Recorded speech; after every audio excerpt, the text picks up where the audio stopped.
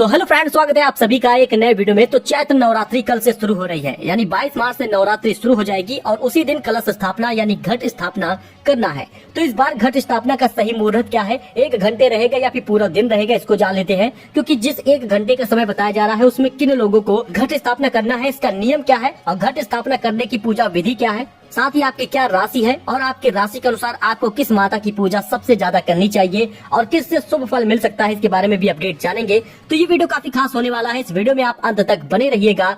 चलिए शुरू करते हैं। दरअसल दोस्तों, चैत्र नवरात्रि 22 मार्च यानी कल से शुरू हो रही है। इसके साथ ही पिंगल नामक संवत्सर यानी हिंदू का नया साल भी शुरू हो जाएगा, यानी हिंदुओं का नया साल 22 मार्च से शुरू हो जाएगा। इस साल चैत्र नवरात्रि में माता का वाहन नाव होगा और बहुत सारे लोग कहते हैं कि सर नवरात्रि इस बार कितने दिन रहेगी, 8 दिन रहेगी या 9 दिन रहेगी। तो आपको हम क्लियर कर दें, इस बार नवरात्रि पूरे 9 दिनों तक रहने वाली है। अश्विन और चैत्र मास की नवरात्रि सबसे ज्यादा प्रचलित है। चैत्र नवरात्रि से ही नए युग की शुरुआत हुई थी। नवरात्रि के दौरान कई प्रकार के योग बन रहे हैं। 3 सर्वार्थ सिद्धि योग बन रहे हैं जो 23, 27 और 30 मार्च को रहेगा और वहीं पर अमृत सिद्धि योग भी बन रहा है 27 मार्च और 30 मार्च को, और रवि योग बन रहा है 24, 26 और 29 मार्च को। आपको बता दें नवरात्रि का लास्ट डेट रामनवमी रहेगा, यानी कि अंतिम दिन रामनवमी होगा जिसमें पुष्प योग भी बनेगा। नवरात्रि की शुरुआत घट स्थापना से की जाती है। तो आइए जान लेते हैं कि घट स्थापना के नियम और सही मुहूर्त क्या है।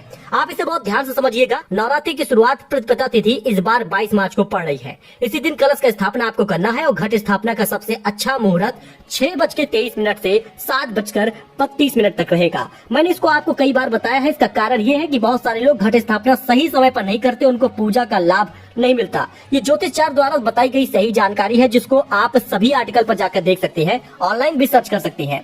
तो कुल मिलाकर सिर्फ 1 घंटे का समय मिल रहा है जिसमें आपको घट स्थापना करनी है। तो इस दिन आप थोड़ा जल्दी उठकर नहा धोकर पूजा पाठ करिए, कलश की स्थापना करिए। और कलश स्थापना के कुछ खास नियम है, इसको भी आप जान लीजिए, क्योंकि ऐसी गलती अगर आप करेंगे तो आपकी पूजा सफल नहीं मानी जाती। दरअसल गलत दिशा में आप कलश को न रखिएगा, गलत दिशा में स्थापित करने से आप बचिएगा।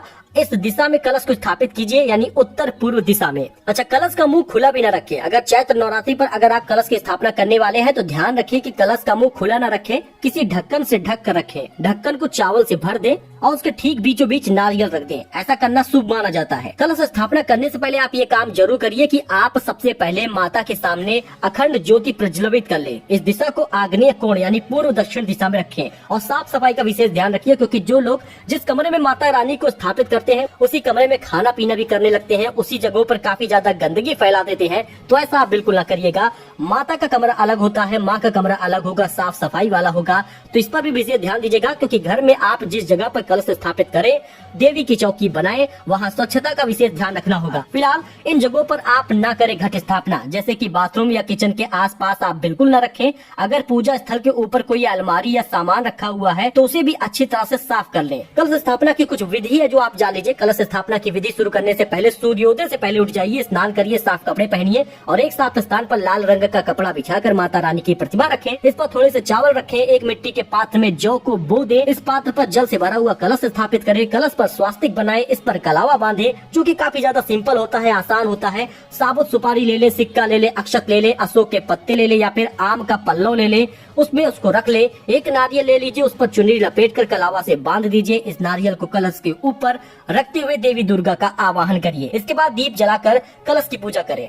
दोस्तों, नवरात्रि पे देवी की पूजा के लिए सोना, चांदी, तांबा, पीतल या मिट्टी का कलश स्थापित किया जाता है। तो एक अपडेट था जो आपके साथ शेयर किया गया है। वहीं पर कुछ राशियों को इससे कुछ ज्यादा शुभ फल भी मिलता है, यानी किन राशियों को माता रानी की पूजा करनी है, किन माता की पूजा करनी है, इस पर ध्यान दे दीजिए। दरअसल दोस्तों, मेष राशि वालों को माँ शैलपुत्री की पूजा करनी चाहिए। अगर श्रद्धा और भक्ति से पूजा की जाए तो सभी मनोकामनाएं पूरी होती है।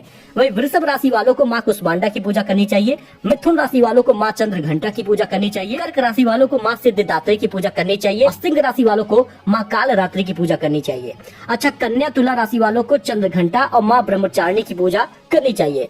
वृश्चिक राशि वालों को माँ शैलपुत्री की पूजा करनी चाहिए, इनसे इनको कृपा मिलती है। धनु राशि वालों को माँ सिद्धिदात्री की पूजा करनी चाहिए। मकर राशि वालों को माँ सिद्धिदात्री के साथ माँ काली की पूजा करनी चाहिए, उत्तम फल की प्राप्ति होती है। कुंभ राशि वालों को माँ काली के साथ माँ सिद्धिदात्री की पूजा करनी चाहिए, अत्यंत फलदायी होता है। मीन राशि वालों को माँ सिद्धिदात्री की पूजा करनी चाहिए। उपासना आराधना से परेशानियां दूर होती हैं, मनोकामनाएं पूर्ण होती हैं। तो ये कुछ राशिफल थे जिनको अपने राशि के अनुसार माँ की पूजा करनी चाहिए। फिलहाल आप इन 9 दिनों में सभी माता रानी की पूजा करिए, सच्चे मन से करिए, कलश स्थापित करिए, व्रत रखिए, कन्या का भोज करिए। ये सब कुछ शुभ फलदायी होता है। यानी चैत्र नवरात्रि 22 मार्च से शुरू होगा, 30 मार्च तक रहेगा। 29 मार्च को अष्टमी होगी, 30 मार्च को नवमी होगी, जिसे राम नवमी भी कहेंगे। तो आपको सभी डिटेल दे दिया गया है। आई होप आपको ये जानकारी पसंद आई होगी। ऐसी जानकारी अपडेट के लिए आप हमारे साथ जुड़े, चैनल को सब्सक्राइब करें। धन्यवाद।